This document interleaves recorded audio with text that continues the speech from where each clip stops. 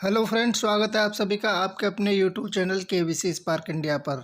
दोस्तों, आज के इस वीडियो में केबीसी के 16 क्वेश्चन दिए जा रहे हैं जो केबीसी के लिए बहुत ही इम्पोर्टेंट हैं। दोस्तों, कहने को तो 16 क्वेश्चन है, लेकिन आपके 30-35 क्वेश्चन इसमें सॉल्व हो जाएंगे जो किसी भी एग्जाम के लिए महत्वपूर्ण हैं।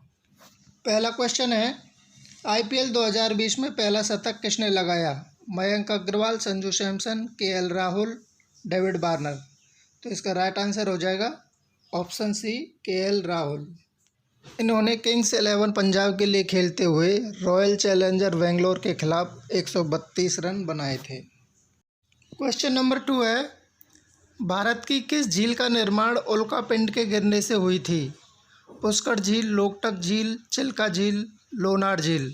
तो इसका राइट आंसर हो जाएगा ऑप्शन डी, लोनार झील। यह महाराष्ट्र में है।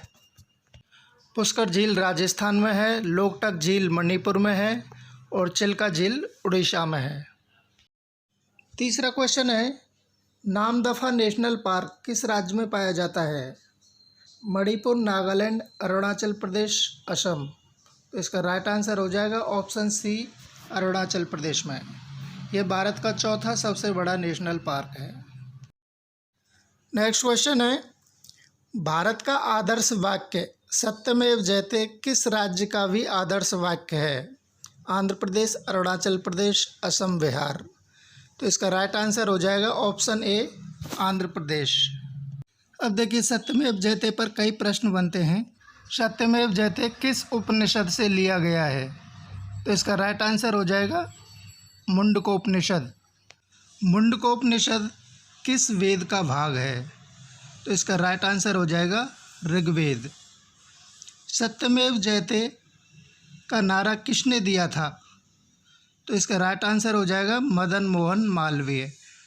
मदन मोहन मालवीय 1918 में जब कांग्रेस के प्रेसिडेंट चुने गए थे, तो इन्होंने दिल्ली में जो कांग्रेस का सेशन था 1918 का दिल्ली का, तो उसमें ये नारा दिया गया था कि मुंडकोपनिषद का नारा ही भारत का नारा होना चाहिए। नेक्स्ट क्वेश्चन देखते हैं, रविन्द्रनाथ टैगोर के शिष्य आनंद समरकुंड ने किस देश के राष्ट्रीय गान की रचना की थी? मालदीव, नेपाल, म्यांमार, श्रीलंका। तो इसका राइट आंसर हो जाएगा ऑप्शन डी, श्रीलंका। आनंद समरकुंड शांति निकेतन में अध्ययन करने के लिए आए थे और ये रविन्द्रनाथ टैगोर के शिष्य रहे थे और 1940 में उन्होंने श्रीलंका के राष्ट्रगान की रचना की थी। श्रीलंका के राष्ट्रगान का नाम है श्रीलंका मठ। नेक्स्ट क्वेश्चन देखते हैं, निम्न में से किसके शासनकाल में चौथी बौद्ध संगीति आयोजित की गई थी? अशोक, अजातशत्रु, कालाशोक, कनिष्क। तो इसका राइट आंसर हो जाएगा ऑप्शन डी, कनिष्क। दोस्तों, मैं यहाँ पे एक ट्रिक दे रहा हूँ और इस ट्रिक से अगर आप किसी भी बौद्ध संगीति को जीवन में भूल जाएं तो फिर मुझे बता देना। देखिए, महात्मा बुद्ध जो उपदेश दे गए थे उनको भूल ना जाएं तो उनको लिखित रूप में संकलित करने के लिए बौद्ध संगीतियाँ आयोजित की जाती थी।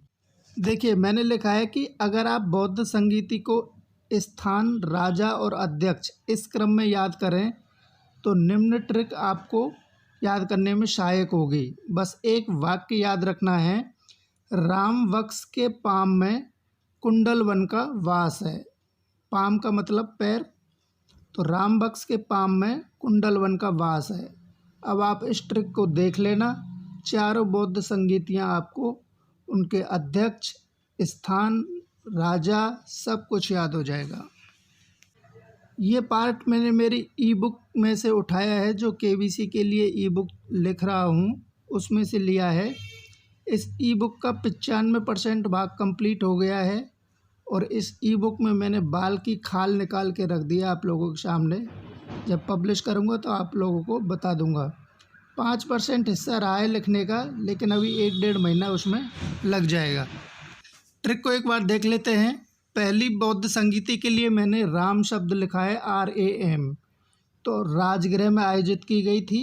अजातशत्रु उस समय भारत के सम्राट थे और ये कहाँ के सम्राट थे? मगध के सम्राट थे। और इस बौद्ध संगीति की अध्यक्षता महाकश्यप ने की थी। दूसरी बौद्ध संगीति के लिए वक्ष शब्द लिखा है VKS यानी वैशाली में आयोजित की गई थी काला अशोक के शासनकाल में, और सर्वकामी इसके अध्यक्ष थे। इसी तरीके से आप देख लेना तीसरी और चौथी का भी। नेक्स्ट क्वेश्चन देखते हैं, दिल्ली सल्तनत काल में जजिया कर लगाने वाले प्रथम शासक कौन थे? अलाउद्दीन खिलजी, इब्राहिम लोदी, सिकंदर लोदी या फिरोज शाह तुगलक? आपने मुग़ल काल में तो पढ़ा होगा, लेकिन हम दिल्ली सल्तनत काल की बात कर रहे हैं, तो इसका राइट आंसर हो जाएगा option D, Firoz Shah Tughlaq. Next question है, निम्न में से किसने राजा राम मोहन राय को युगदूत कहा था? महात्मा गांधी, गोपाल कृष्ण गोखले, रविन्द्रनाथ टैगोर या सुभाष चंद्र बोस?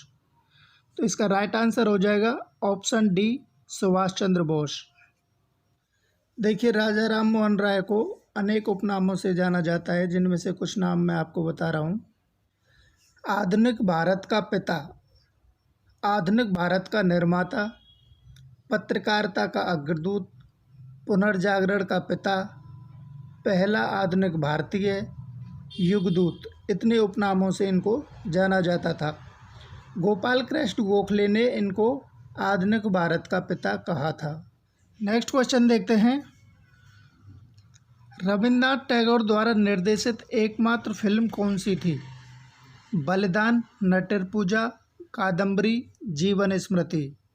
तो इसका राइट आंसर हो जाएगा ऑप्शन बी, नटवर पूजा। नटवर पूजा एक बंगाली फिल्म थी। नेक्स्ट क्वेश्चन देखते हैं, RBI के किस गवर्नर के काल में महात्मा गांधी सर्वप्रथम भारतीय नोटों पर दिखाई दिए? Laxmikant Jha, PC Bhattacharya, BN अदरकर, IG Patel? तो इसका राइट आंसर हो जाएगा ऑप्शन ए, लक्ष्मीकांत झा। 1969 में पहली बार गांधी जी भारतीय नोटों पर दिखाई दिए थे, और उनकी जो तस्वीर थी गांधी जी की, वो उस समय सेवाग्राम में बैठे हुए थे, वो तस्वीर ली गई थी। लक्ष्मीकांत झा के काल में ही भारत की 14 बैंकों का राष्ट्रीयकरण हुआ था। नेक्स्ट क्वेश्चन देखते हैं, RBI के किस गवर्नर के काल में सर्वप्रथम 500 रुपये के नोट जारी किए गए थे? BN अदरकर, IG पटेल, रामनारायण मल्होत्रा और C रंगराजन?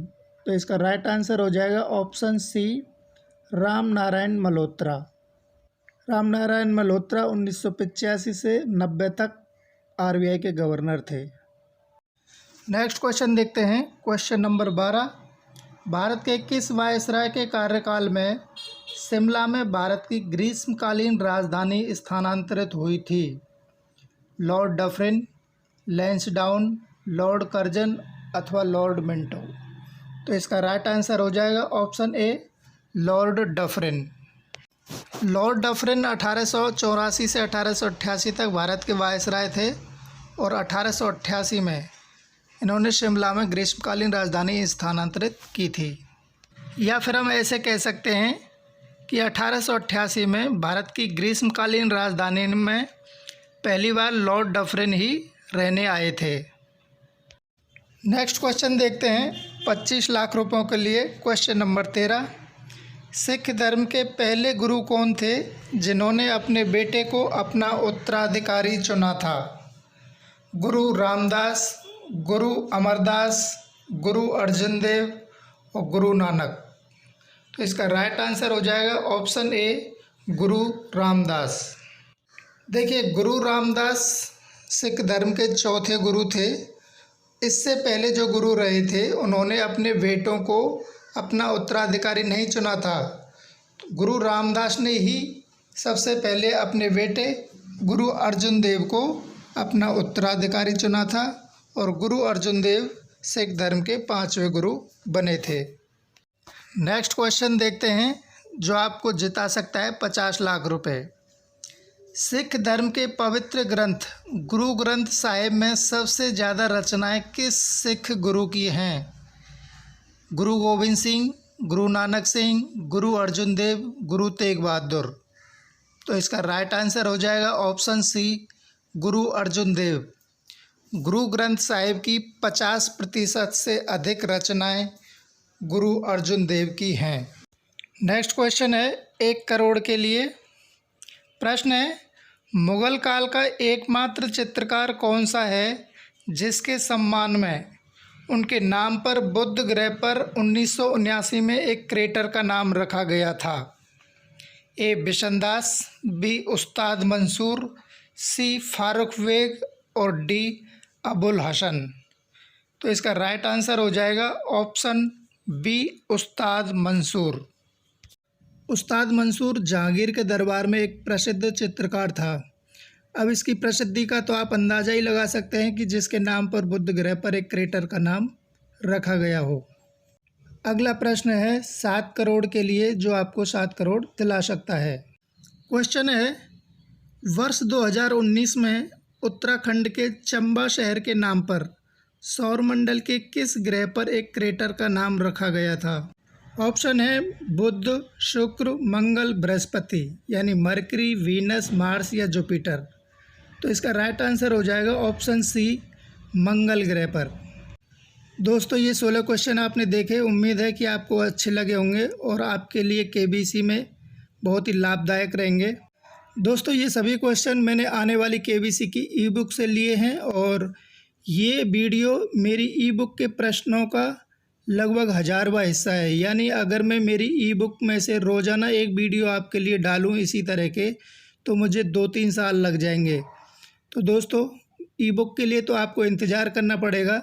दोस्तों, वीडियो को अपने दोस्तों में शेयर करना ना भूलें और चैनल पर यदि पहली बार आए हैं तो सब्सक्राइब कर लें और बेल आइकन को ज़रूर दबा लें। धन्यवाद।